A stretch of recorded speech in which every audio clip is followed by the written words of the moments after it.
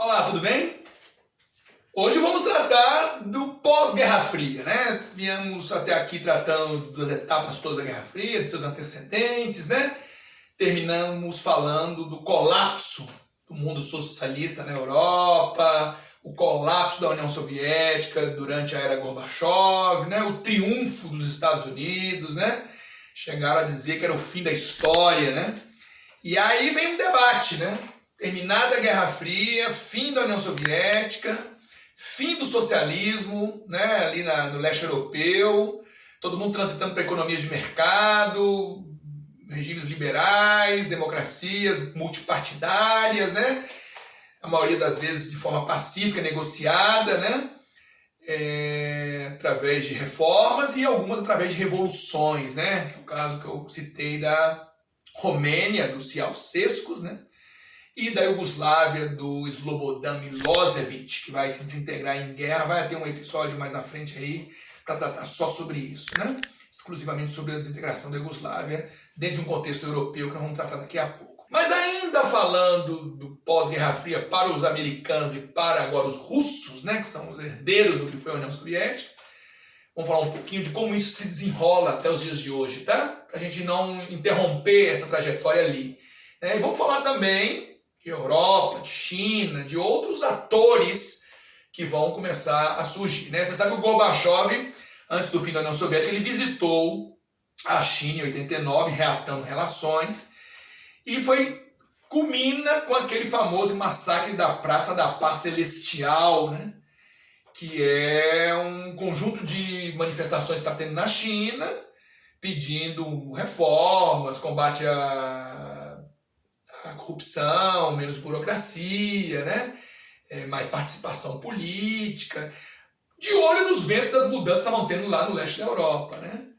Só que o governo chinês não pensa assim, né? O governo chinês vem fazendo uma abertura econômica muito bem sucedida desde o final dos anos 70 e os anos 80, com o Deng Xiaoping, começou por ele, mas não estava disposto a fazer abertura política, né? Como o Gorbachev fez, né? E claro que o Gorbachev tinha um país multiétnico, com movimentos nacionais, pela independência. A China é um país mais compacto, né? 90% da população é da mesma origem, né? Mas a China não estava disposta. Então o Gorbachev visita a China. Essa visita infla mais ainda os jovens que estão pedindo mudança. Mas quando a visita termina, o movimento é duramente esmagado. Fala-se em 5 mil mortos ou mais, né? O mundo, a imprensa foi caçada na época, pouca coisa saiu de lá, né? Não tínhamos ainda a internet, a transmissão instantânea que tem hoje, né? As redes sociais e tudo mais. E o chinês andou abafando o movimento, né? A famosa imagem de um chinês enfrentando uma coluna de tanques, né? Que se popularizou no mundo inteiro, tem a ver com esse movimento, né? E de lá para cá não se teve mais nenhuma movimentação semelhante na China. Na época se falou em retaliar a China e tudo mais. A China se transformou num gigante econômico, ninguém tem coragem de retaliar a China passou a investir no mundo inteiro, né? Então, calou-se esse movimento de abertura na China no final dos anos 80, né? Mas nós vamos falar de vários atores agora. Quando termina a Guerra Fria, pessoal, há um debate, né? Se nós estamos diante agora de uma unipolaridade americana, e a princípio se pensa nisso, né? Os Estados Unidos absolutos, né? Porque não só a Guerra Fria termina, como os Estados Unidos vão entrar numa boa era econômica. A década de 90 vai ser a era que o americano, terminada a Guerra Fria, ele pode oferecer ao mercado, à sociedade civil, tecnologias que ele desenvolveu ao longo da Guerra Fria, tecnologias que até então garantiam a sua defesa, né? A sua segurança nacional, como a internet. A internet é um projeto da década de 50, né? ARPANET, né? Para conectar centros de comando militar nos Estados Unidos. Em caso de um deles vir a ser atacado, está um iminente ataque, ele poderia transferir a base de dados para outro centro e organizar a defesa e o contra-ataque, né? Nos anos 90 ela passará a ser também um objeto civil, né? E quanto revolucionou as nossas vidas, né? Continua revolucionando, né? Até hoje, né? O GPS tem a ver com o sistema de satélites que o americano criou a partir da corrida espacial, que a princípio era para espionar, mas depois passa a ser também uma forma de transmitir informações via satélites instantâneas, né? O que faz hoje a gente saber do que acontece no mundo agora, né? agora e ver o que acontece no mundo agora, né? A telefonia celular, né, que foi desenvolvida para a guerra, né, para conectar atores dentro da guerra, né? Então tudo isso que até a Guerra Fria terminar era segurança militar, era de segredo militar, agora pode ser jogado para a sociedade civil. E isso vai levar um grande fluxo de investimento para as empresas americanas desse setor, né? A chamada economia.com, né? E quem estará governando os Estados Unidos nesse período, né? O Bill Clinton, presidente americano, democrata, né? Só para você lembrar, a gente veio daquela era do Reagan nos anos 80, 2 mandatos. O Reagan passa o bastão para o George H. Bush, o Bush pai, no final ali dos anos 80 e dos anos 90, final da Guerra Fria, final da União Soviética. E o sucessor do Bush pai é o Bill Clinton, né? E Bill Clinton ficará 2 mandatos. Bill Clinton é o marido da Hillary Clinton, né? Que depois se candidatou à presidência e concorreu com o Trump quando o Trump venceu, né? E o Bill Clinton fará 2 mandatos de muita prosperidade nos Estados Unidos, né? 2 mandatos em que a economia americana vai bombar, né? Vai receber recursos do mundo inteiro, nas empresas de alta tecnologia, essas empresas vão inflar, jovens ficarão bilionários, né? Como Bill Gates da Microsoft, né? Como Steve Jobs da Apple, né? Quer dizer, empresas, né, do ramo da informática, da internet, né? A princípio estão falando de quê? Né? A Microsoft é uma empresa de sistema operacional, é uma linguagem que faz a interface entre o ser humano e o computador, né? Que a princípio era um objeto de empresas e se tornará um objeto caseiro, né? E hoje está dentro dos nossos celulares, né?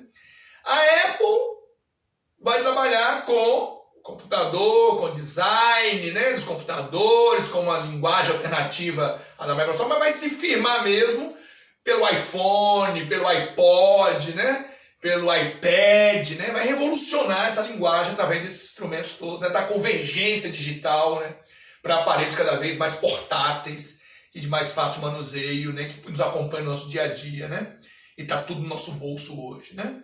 Então as empresas nesse ramo, né, elas vão captar muito recurso, né? O Vale do Silício da Califórnia será o grande centro, né, de onde isso tudo vai ser emanado, né? Que é um tecnopolo, né? Um polo de alta tecnologia associado a universidades de onde saem os cérebros de obra, né, que vão pensar e criar, né? Então é uma era em que a ideia, o conceito, a marca vale mais do que a empresa física, né? É a era da informação, é a era da instantaneidade, né? Isso vai impactar em todos os setores, no setor financeiro, o giro do capital vai ser muito mais instantâneo mundo afora, né?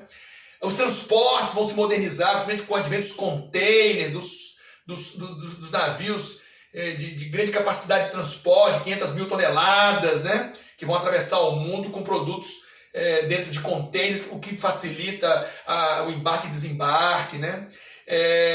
Contratos serão fechados via satélite, né? Através de teleconferência, documentos serão enviados por fax molder, né? Hoje são escaneados e enviados de forma digital, a digitalização da sociedade, né? É uma era que vai se discutir muito o tema globalização, né? A globalização, que é um tema que para muitos vem em fases, em ondas, né? Já teve lá a globalização do século XVI, XVII, grandes navegações, europeísmo, eurocentrismo, né? Depois ela ganha novo fôlego no século XIX, com as revoluções industriais, com o neocolonialismo, né? E de novo eurocêntrica, né? E do pós-segunda guerra, ela ganharia força com a revolução técnico informacional e ganharia novos ares nos anos 90 com o fim da barreira que separava o mundo em 2 blocos, né? E que isolava um pedaço do mundo do outro, né? E aí o mundo estabelece conexões, né? Não há mais barreiras ao mundo, né? Então a globalização ganharia força através das trocas comerciais, das trocas financeiras, das trocas de informação, né? Os países passam a se organizar em torno de blocos econômicos, né? Que é uma forma que eles têm de potencializar o seu comércio regional, de garantir facilidades de trocas comerciais entre eles, né? E podem evoluir para modelos de livre circulação, de moeda única, como a Europa fez, né? Então, se debate muito essa temática, né, da globalização e do mundo todos ganhando a globalização. Há discursos dissonantes, né? Há discursos dissonantes. O próprio Milton Santos, um grande geógrafo brasileiro, criticava, né, em seus estudos a globalização, né, como farsa, como mito, né, como sendo também algo excludente, né? Não é todo mundo, né, que ganhou com a globalização, tem gente que perdeu, que ficou fora o analfabeto digital, o marginal digital, né? Outra característica é a redistribuição das bases produtivas, migração de produção principalmente para a Ásia, que vai se tornar o grande pivô da economia global, né? A seção da China, tigres asiáticos, o próprio Japão, né? Além do fortalecimento das relações da União Europeia, que vai evoluir para a moeda única a partir do Tratado de Maastricht. Então, a década de 90 vai viver essa explosão da economia global, dos ganhos de escala, dos novos parceiros comerciais, né?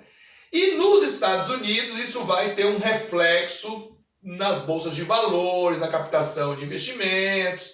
E dentro de uma perspectiva ultraliberal, de mercados desregulamentados, de economia aberta, os Estados Unidos vão capitalizar muito as empresas de alta tecnologia a ponto de criar uma bolha, chamada bolha da internet, a supervalorização das empresas da economia.com. Inclusive vai nascer o índice Nasdaq, para medir o desempenho separado dessas empresas de alta tecnologia, né, para não ficarem mascaradas pelas empresas tradicionais que já eram medidas lá pelo índice Dow Jones da Bolsa de Nova York. Então, essa bolha, essa hipervalorização dessa economia digital, ela tem um preço, né? Chega uma hora que o próprio mercado entende que está havendo um excesso de valorização, as empresas passam a sofrer concorrência, as empresas nem sempre são bem sucedidas em seus lançamentos, né? Então,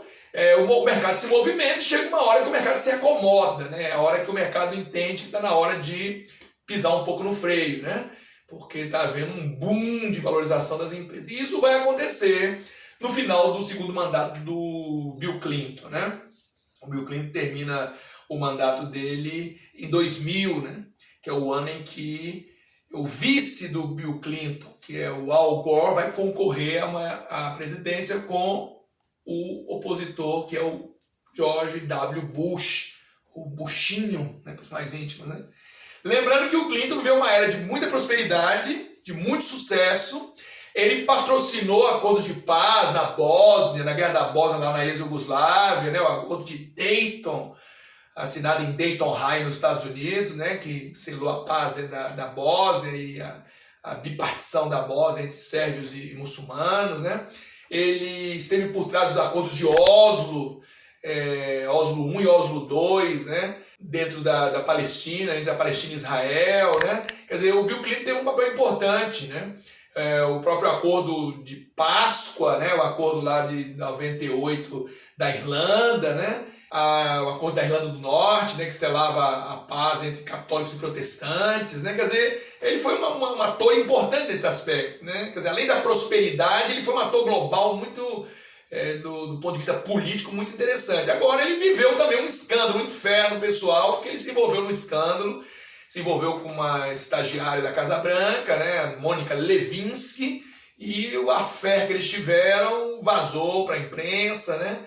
Ele tentou negar tudo, dizer que tinha sido um mal-entendido, que não houve nada assim de concreto entre eles, e a oposição caiu em cima, chegou a ser votado lá um pedido de impeachment, ele ficou escapando disso tudo, né?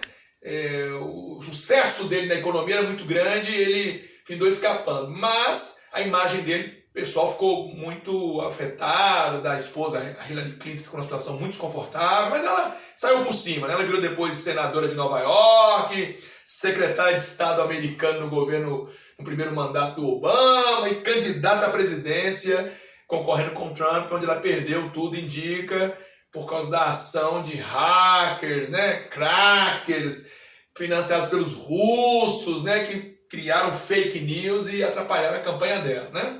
Há grandes suspeitas de que isso influenciou o resultado final da eleição que levou o Trump à vitória. Mas a Hillary findou se tornando uma figura notável na política também, né? E, pessoal, o Bill Clinton então termina, o Al Gore concorre com o Bush filho, né? E é uma eleição muito apertada. No final havia dúvidas. Foi muito estreita a margem de vitória do Bush. Inclusive ele teve que recorrer à Suprema Corte, pediu recontagem de votos, né?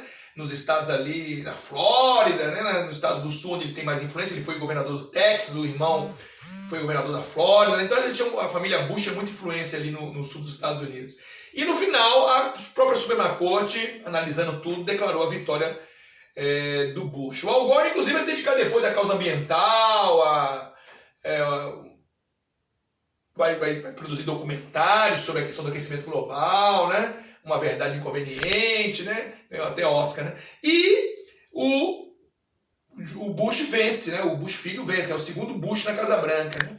E é justamente no primeiro ano de governo do Bush, em 2001, no final daquele ano, um ano em que ele foi muito criticado, porque o Bush sempre foi visto como uma figura fraca para ocupar esse cargo, né? Que viveria à sombra do pai, que o vice-presidente Dick Cheney era muito mais forte do que ele, né? Que ele era preguiçoso, que ele não cumpriu o expediente dele na Casa Branca, que com 6 meses de governo ele tirou férias num rancho lá na Califórnia, férias de 1 mês, que o QI dele era baixo, né? Assista lá o filme Vice, né? Que fala sobre isso, né? Do papel do Bush e do Dick Cheney, que é o vice, né?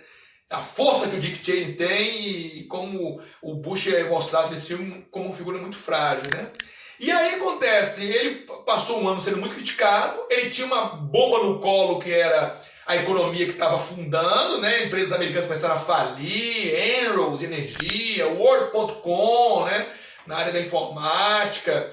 Falava-se em perda de até $1 trilhão na Bolsa Americana por desconfiança, empresas falsificando balancetes de pagamento, né? Dizendo aos seus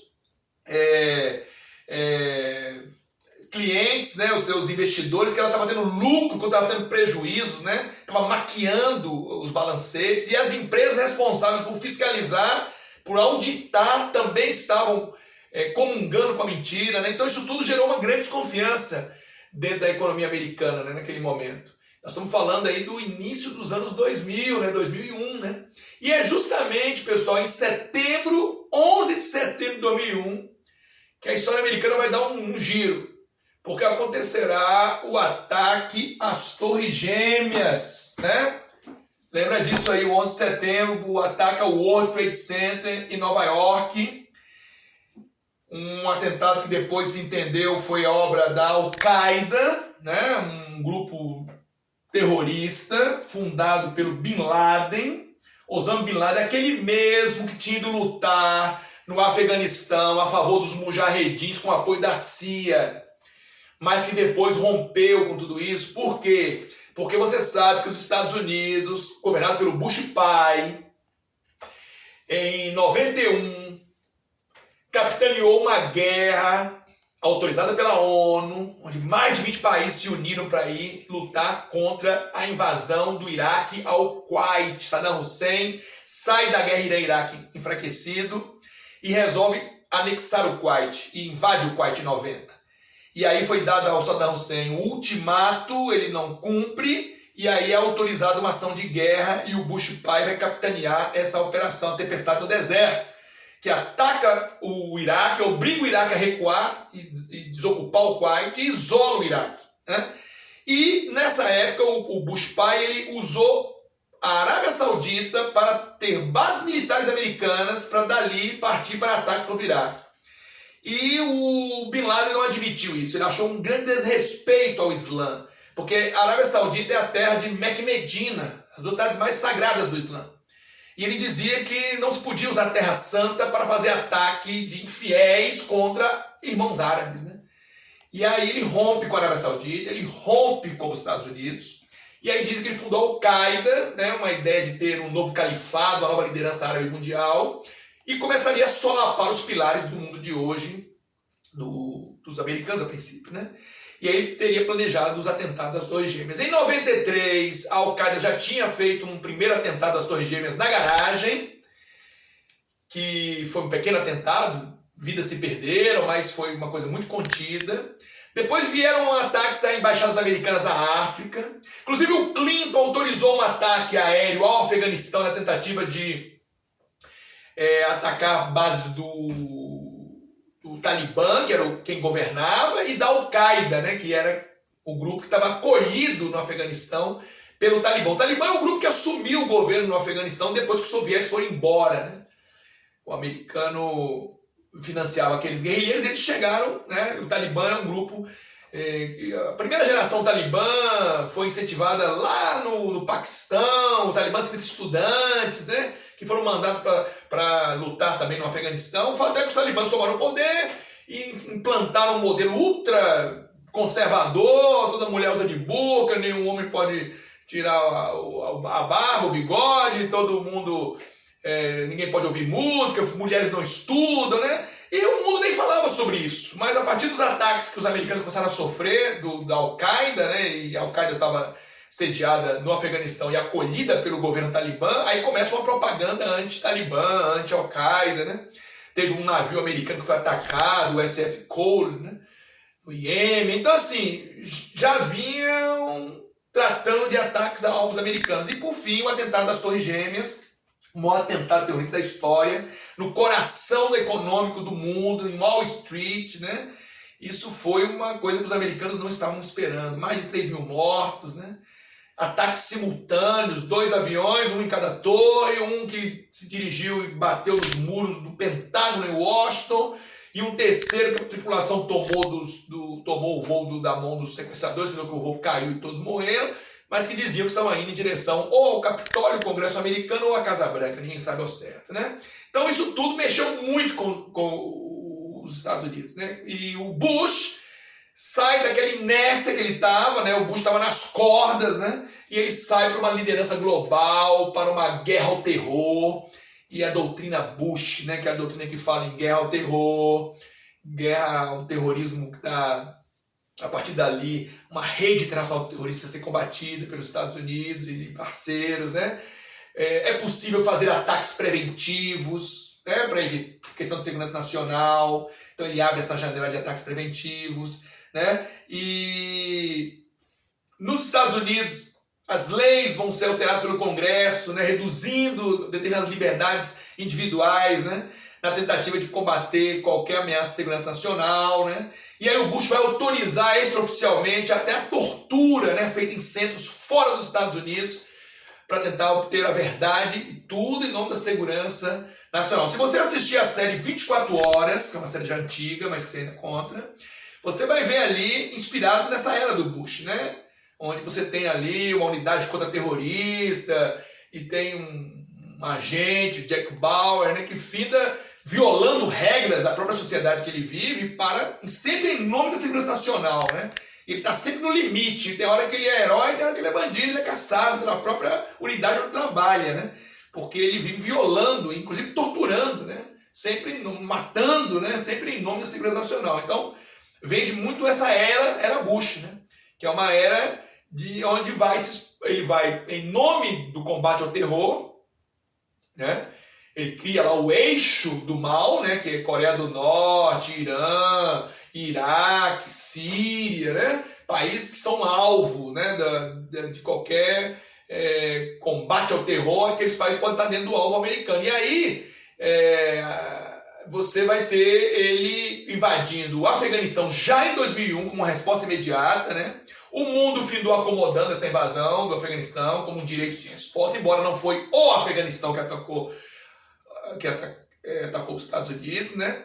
Mas entende que o governo afegão, o Talibã, foi conivente, e depois ele vai forçar uma barra para invadir o Iraque. Aí ele vai dividir aliados, né? Porque na invasão do Iraque ele não consegue convencer a toda. A Inglaterra está com ele, a Espanha vai apoiá-lo, mas, por exemplo, a França e a Alemanha não vão ser favoráveis à invasão do Iraque, porque não vê motivos suficientes para isso.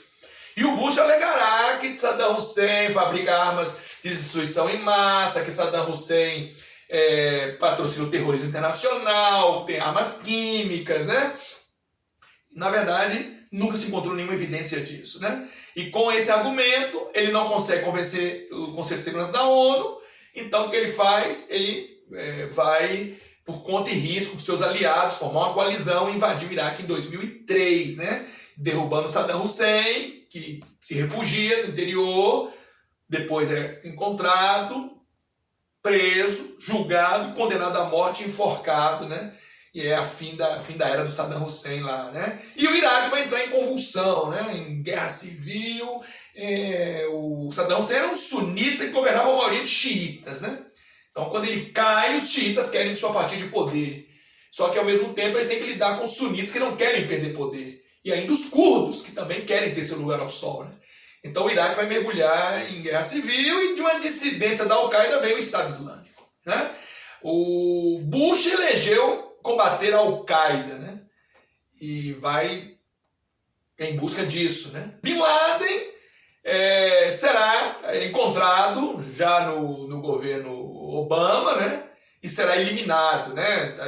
Vão encontrá-lo vivendo numa casa-fortaleza em Abbottabad, no Paquistão, né? É só você assistir o filme A Hora Mais Escura, que fala sobre a caça e morte do Bin Laden, né? Um filme que é interessante nesse sentido. E aí, pessoal, durante esse período da era Bush, o Bush vai se reeleger, né? O Bush que foi eleito no primeiro mandato muito apertado, no segundo, o discurso dele é que eu estou defendendo a segurança nacional e combatendo o terror mundial, né?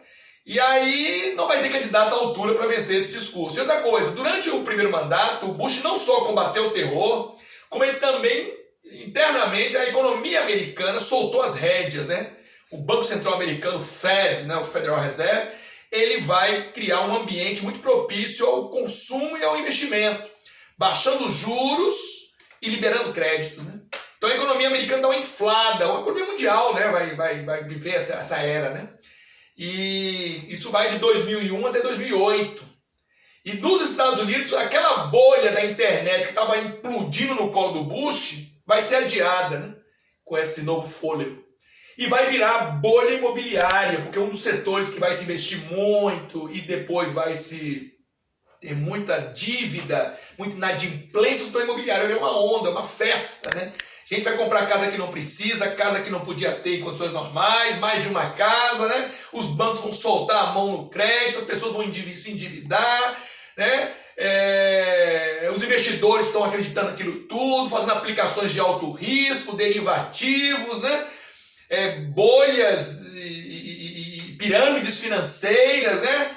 O famoso caso do Madoff, né? Que criou uma pirâmide financeira e findou dando prejuízo de bilhões de dólares lá, né? Mas foi preso depois. É o famoso caso lá de um cara responsável por um fundo de investimento que criou uma pirâmide financeira, não tinha como sustentar, né? É o sinal dessa era, né? Então, os Estados Unidos vão soltar a mão e isso vai gerar um crescimento da economia global, uma expansão da economia global, né? Mas vai gerar uma crise violenta em 2008. E é justamente a crise de 2008 que vai levar à falência inicial do banco Lehman Brothers, né? Um banco centenário que tinha resistido à crise de 29 e quebrou, né?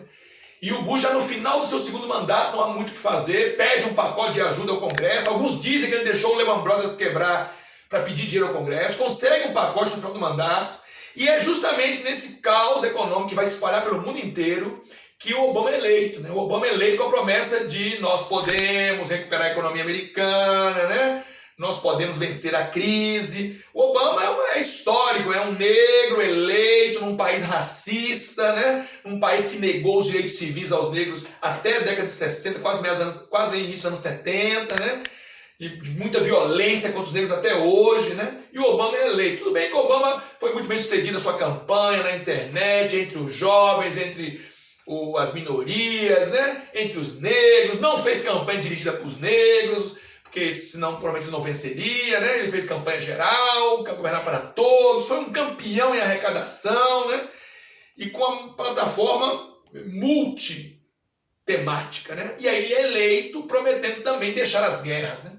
Então o mandato do Obama vai ser marcado por isso, né? Pelas guerras que ele vai tentar sair, né? Ele vai deixar o Iraque em 2011, vai reduzir forças no Afeganistão, né? Não vai chegar a sair completamente, vai lançar a doutrina Obama, é uma doutrina mais multilateral, de diálogo, porque enquanto o Bush foi muito contundente, né? Muito unilateral, né? E o Obama não, o Obama vai ser mais do diálogo, né? Vai enaltecer a relação com os muçulmanos, dizer que não é inimigo do povo muçulmano, que ele é inimigo da Al-Qaeda, né? Vai caçar o Bin Laden, isso vai favorecer até a sua reeleição, né?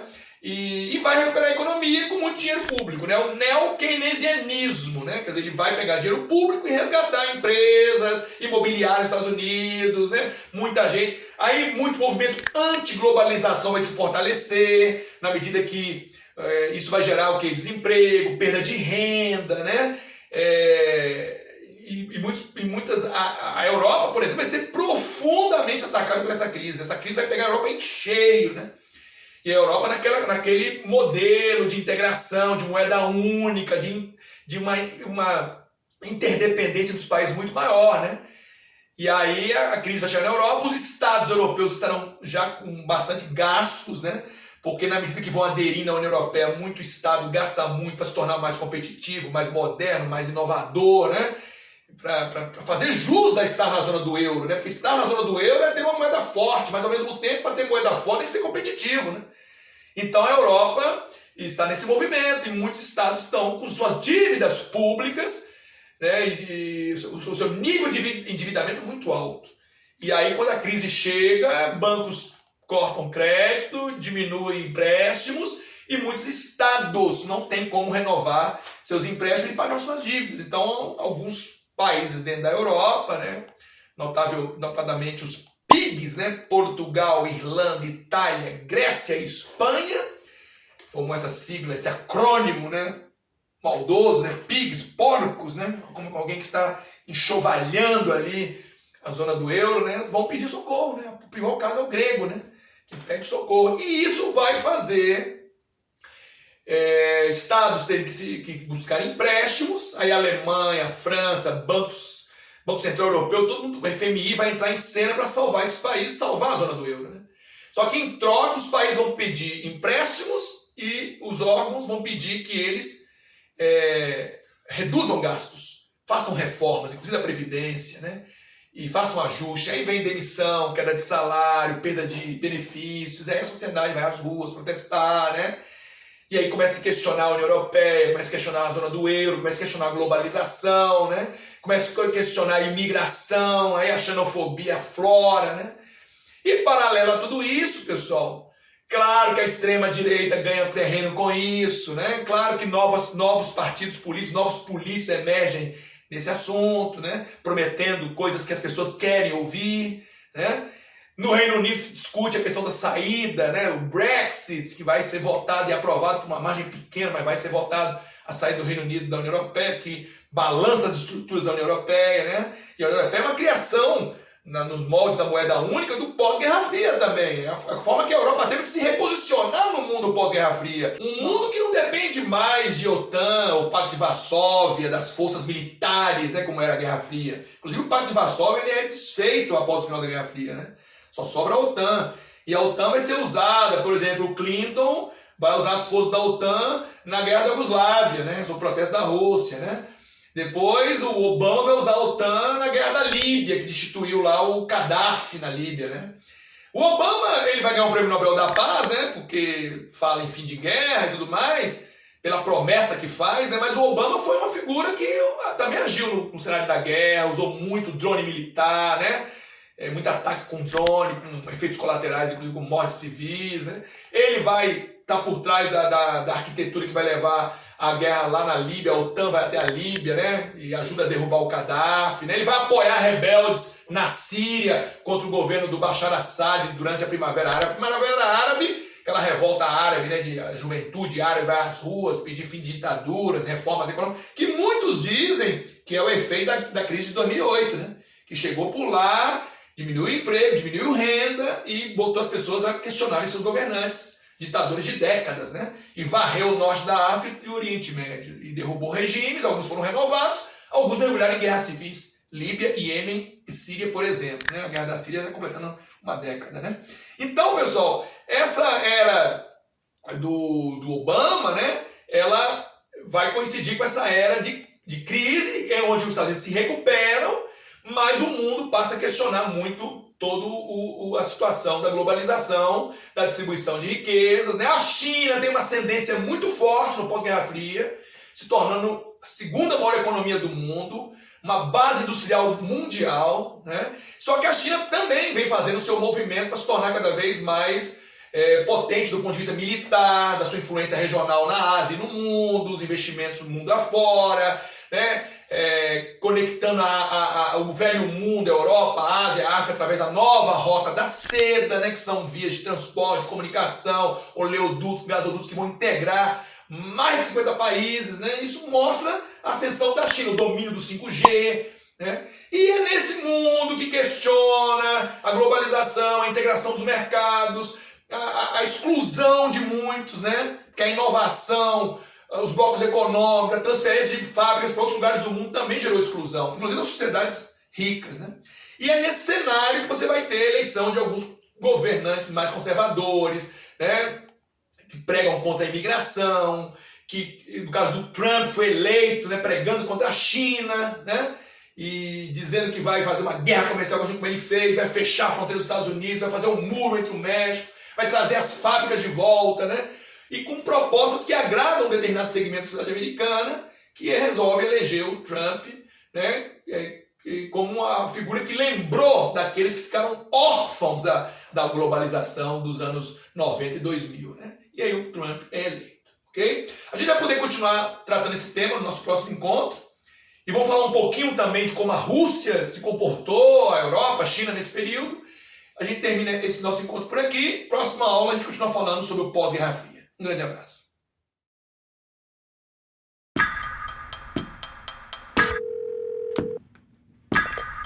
Michael, how are you? I found something really interesting. The whole housing market is propped up on these bad loans. They will fail. The housing market is rock solid. It's a time bomb. So Mike Burry, who gets his hair cut at Supercuts and doesn't wear shoes, knows more than Alan Greenspan. Dr. Mike Burry, yes, he does. You know what? I'm pissed off. American people are getting screwed by the big banks. And I am getting madder and madder. It's unbelievable. Then this guy walks into my office and says, there's some shady stuff going down.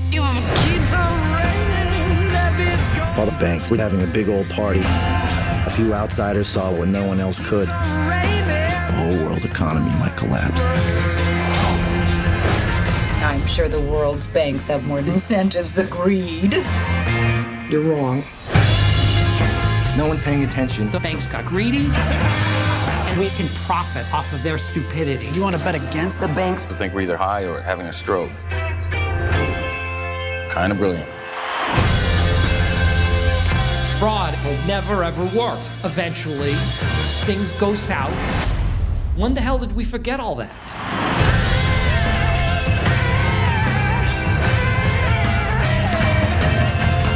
How can the banks let this happen? It's fueled by stupidity. But that's not stupidity, that's fraud. Tell me the difference between stupid and illegal, and I'll have my wife's brother arrested. You have any idea what you just did? You just bet against the American economy. If you're wrong, you can lose it all. The banks defrauded the American people.